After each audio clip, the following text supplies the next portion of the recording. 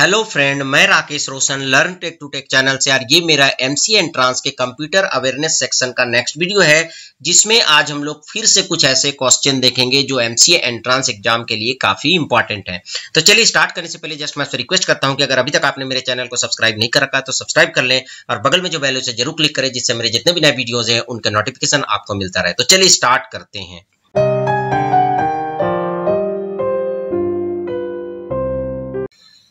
तो दोस्तों यहाँ पर जो पहला क्वेश्चन है हमारा वो के मैप से रिलेटेड है, इसलिए आप देख सकते हैं मैंने के मैप का ऑलरेडी टेबल बना रखा है और बल्कि 4 वेरिएबल का बना रखा है, क्योंकि यहाँ पर जो क्वेश्चन पूछा गया है वो 4 वेरिएबल का है, पी क्यू आर एस। ठीक है, तो चलिए यहाँ पर हम देखते हैं कि क्वेश्चन में क्या पूछा जा रहा है। तो consider the following mean term expression for F.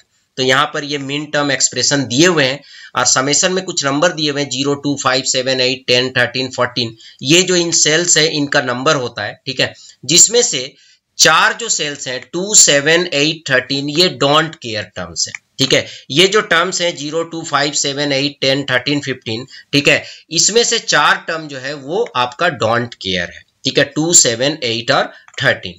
The minimal sum of product form for F. तो आपको एफ का मिनिमल सम ऑफ प्रोडक्ट निकालने हैं। ठीक है, अब यहाँ पर देखेंगे कि क्वेश्चन आपके 2 तरीके से आ सकते हैं। ठीक है, जैसे यहाँ जीरो के जगह वहां पर आपको ये भी लिखा रह सकता है P dash Q dash R dash S dash. ठीक है, प्लस उसके बाद 2 के जगह जो है इसमें से जो भी टर्म होगा वो लिखा हुआ होगा। और कई बार जो है इस तरह के एक्सप्रेशन में भी दिए होते हैं समेशन के टर्म में।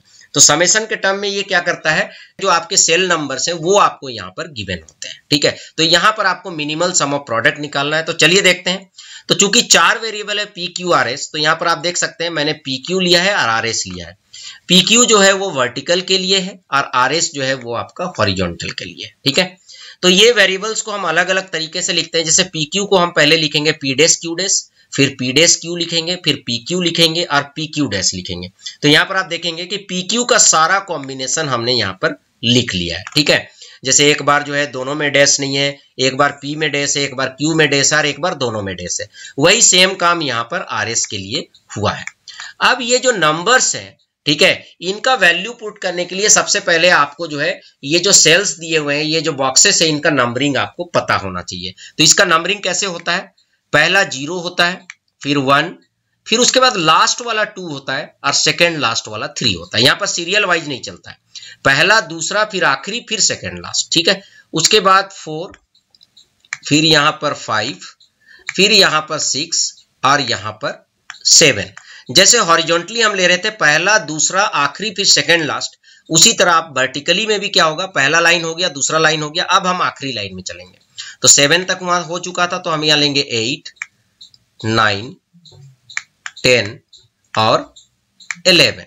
ठीक है, अब यहाँ पर 12 यहां से स्टार्ट होगा, 12, 13, फिर लास्ट में 14 और यहां पर 15। ठीक है, तो ये आपने लिख दिया।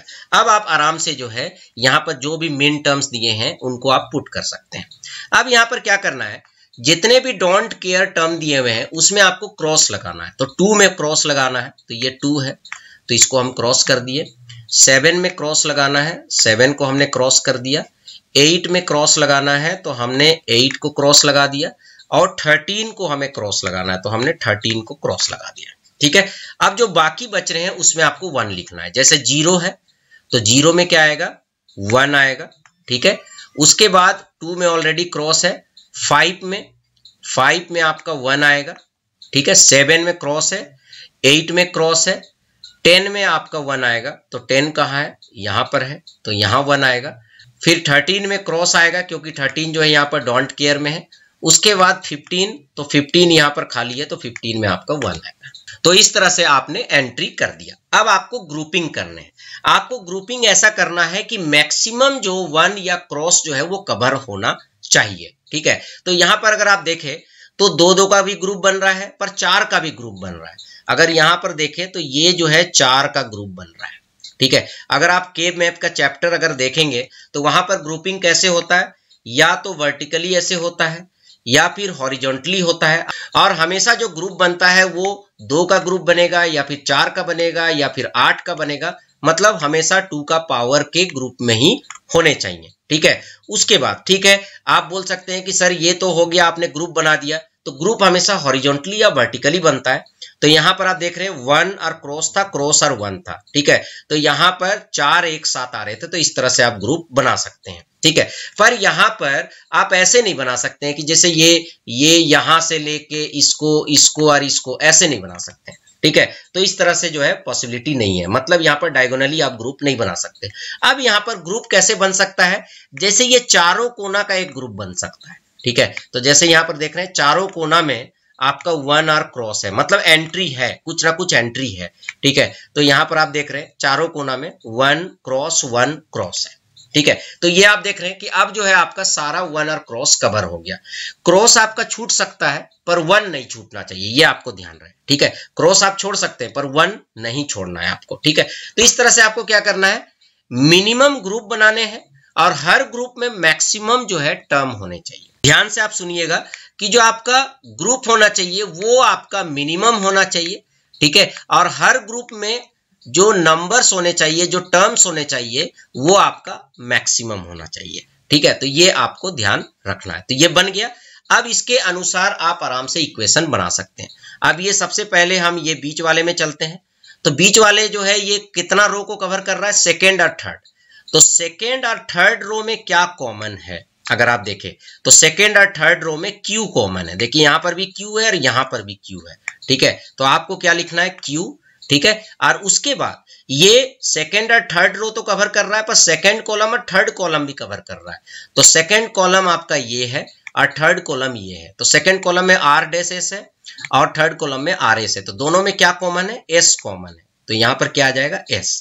उसके बाद प्लस, ठीक है। उसके बाद ये चारों कोना का एक ग्रुप बना है, ठीक है। तो ये जो है फर्स्ट रो है और लास्ट रो है। तो ये फर्स्ट रो और लास्ट रो में क्या कॉमन है, अगर आप देखें तो क्यू डैश कॉमन है, ठीक है। इसमें पी है, इसमें पी डैश है, पर क्यू डैश दोनों में। तो यहां पर आपको क्या लिखना है, क्यू और डैश। उसी तरह अगर आप इसको कॉलम वाइज देखेंगे तो यहां पर आपका आर डैश एस डैश है और यहां पर आपका आर एस डैश है। तो दोनों में क्या कॉमन है, एस डैश कॉमन है। तो यहां पर क्या हो जाएगा, एस डैश हो जाएगा। तो इस तरह से Q S plus Q dash S dash. तो ये वाला जो आपका आंसर होगा Q S plus Q dash S dash. तो इस तरीके से जो है आप इन प्रॉब्लम्स को सॉल्व करेंगे। तो थोड़ा के मैप जो है टफ तो नहीं है, पर इसमें थोड़ा सा आपको प्रैक्टिस करना पड़ेगा। ऑलरेडी मेरे पास के मैप का जो है वीडियो है, 2 वेरिएबल का, 3 वेरिएबल का, 4 वेरिएबल का। तो आप मुझसे रिक्वेस्ट करेंगे तो मैं आपको सेंड कर दूंगा, ठीक है। या आप सर्च भी कर सकते हैं मेरे चैनल में। तो चलिए अब हम दूसरा क्वेश्चन देखते हैं। दूसरा क्वेश्चन है कि व्हेन द वैल्यू 37 जो कि आपका हेक्साडेसिमल में है is divided by 17 the remainder is. तो 37 एक नंबर है हेक्साडेसिमल में और 17 एक नंबर है हेक्साडेसिमल में। तो आप 37 को 17 से डिवाइड करेंगे तो आपका क्या जो है रिमाइंडर आएगा। तो चलिए देखते हैं।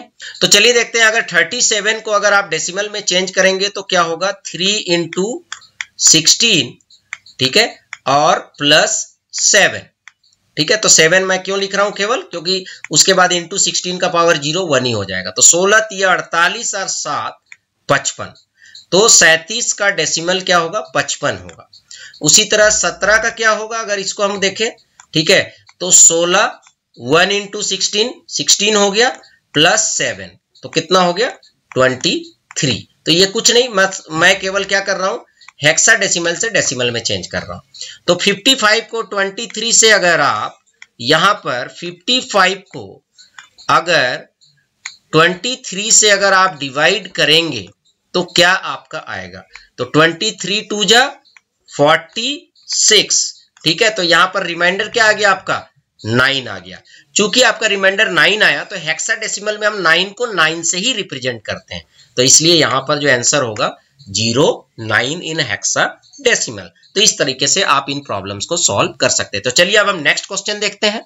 तो दोस्तों इस क्वेश्चन में क्या पूछा जा रहा है कि which of the following is equivalent to the expression x plus y का whole dash plus z dash का होल डैश, ठीक है। तो इसके इक्विवेलेंट इसमें से कौन सा एक्सप्रेशन है। तो इसमें तो आपको सॉल्व करना पड़ेगा। तो यहां पर आप देख रहे हैं कि ये होल डैश है। तो होल डैश को जब आप ब्रेक करेंगे तो क्या होगा, जैसे यहां पर फॉर्मूला होता है कि a प्लस बी का जो होल डैश होता है, a प्लस अगर b अगर इसका अगर होल डेस होगा तो क्या आएगा, ए डेस प्लस बी डेस। तो उसी तरह जब इसको आप ब्रेक करेंगे, ठीक है, तो x प्लस वाई का होल डेस को अगर a मान लेंगे और z डेस को b मान लेंगे तो क्या हो जाएगा, x फिर उसके बाद प्लस फिर y फिर यहां पर डैश, फिर ये डैश तो पहले से ही था पर एक डैश और आ जाएगा क्योंकि इसका होल डेस है, फिर डॉट, फिर उसके बाद z फिर डैश और फिर इसका होल डेस, तो ये आ जाएगा। ठीक है, तो इस केस में क्या होगा, ये कॉम्प्लीमेंट कॉम्प्लीमेंट यहां पर कैंसिल हो जाएगा और यहां पर भी कॉम्प्लीमेंट कॉम्प्लीमेंट कैंसिल हो जाएगा। तो आंसर हो जाएगा x plus Y into Z. तो यहां पर आप देख लीजिए ये जो है आपका ऑप्शन जो है करेक्ट होगा क्योंकि यहां पर लिखा हुआ है x plus Y into Z. तो इस तरह से जो है आप एक्सप्रेशन को सॉल्व कर सकते हैं। उसके बाद जो नेक्स्ट क्वेश्चन है वो ये है कि the minimum number of NAND gates required to realize AB plus AB dash C plus AB dash C dash। इसको जब आप जो है रियलाइज करेंगे, मतलब इसका अगर आप सर्किट बनाएंगे तो कितने नेंड गेट की जरूरत पड़ेगी। तो ऐसे क्वेश्चंस में जनरली क्या करना चाहिए, जो इक्वेशन है उसको थोड़ा सॉल्व करना चाहिए। ठीक है, और सॉल्व करके उसको इस फॉर्मेट में लाना चाहिए। ठीक है, जैसे सपोज दैट A है, ठीक है, डॉट B है और उसका होल डेस, इस फॉर्मेट में लाना चाहिए क्योंकि नेंड का मतलब यही होता है, नेंड का मतलब होता है A डॉट B का होल डेस। ठीक है, अगर A इनपुट दे रहे हैं और B इनपुट दे रहे हैं तो नेंड गेट क्या करेगा, A डॉट B का होल डेस निकालेगा। तो उस केस में आपको क्या करना पड़ेगा, ऐसे इक्वेशंस को सॉल्व करके कोशिश करना होगा कि इस तरह के फॉर्मेट में लाएं। तो चलिए देखते हैं, अगर हम इन दोनों में देखेंगे तो क्या कॉमन है, AB डैश कॉमन है। तो इन दोनों में क्या कॉमन है, AB डैश। तो चलिए, तो यहां पर मैं AB लिखा प्लस, ठीक है, अगर यहां पर आप AB डैश ले लेंगे और यहां पर AB डैश ले लेंगे तो क्या बचेगा, C प्लस C डैश। और C प्लस C डैश क्या होता है, 1 होता है। तो यहां पर जो आपका बच जाएगा वो केवल AB डैश रह जाएगा। उसी तरह इन दोनों में अगर आप कॉमन देखेंगे तो A है। ठीक है, तो अगर A आप कॉमन लेते हैं तो क्या बचेगा, B प्लस B डैश, वो अगेन 1 हो जाएगा। तो यहां पर क्या हो गया, केवल एक A बच गया। इसका मतलब यहां पर एक भी नेंड गेट का जरूरत नहीं पड़ेगा क्योंकि जब आपने इसको सॉल्व किया तो आपको सिंगल वेरिएबल बच गया। तो इस तरह से आपको कंफ्यूज भी किया जा सकता है इस तरह के क्वेश्चंस को देखें। तो चलिए फ्रेंड, आई होप कि ये जो वीडियो मैंने आज बनाया है ये आपको अच्छा लगा होगा क्योंकि ये सारे क्वेश्चन इंपॉर्टेंट है और इस तरह के क्वेश्चन प्रीवियस ईयर के क्वेश्चन पेपर में आ चुके हैं, इसलिए मैंने इन क्वेश्चंस को लिया है। तो चलिए फ्रेंड, आई होप कि आपको वीडियो अच्छा लगा होगा। अच्छा लगा तो लाइक करें, शेयर करें, कमेंट करें और अगर अभी तक आपने मेरे चैनल को सब्सक्राइब नहीं कर रखा तो सब्सक्राइब कर ले और बगल में जो बेल है उसे जरूर क्लिक करें जिससे मेरे जितने भी नए वीडियोस हैं उनका नोटिफिकेशन आपको मिलता रहे। Thank you and good bye.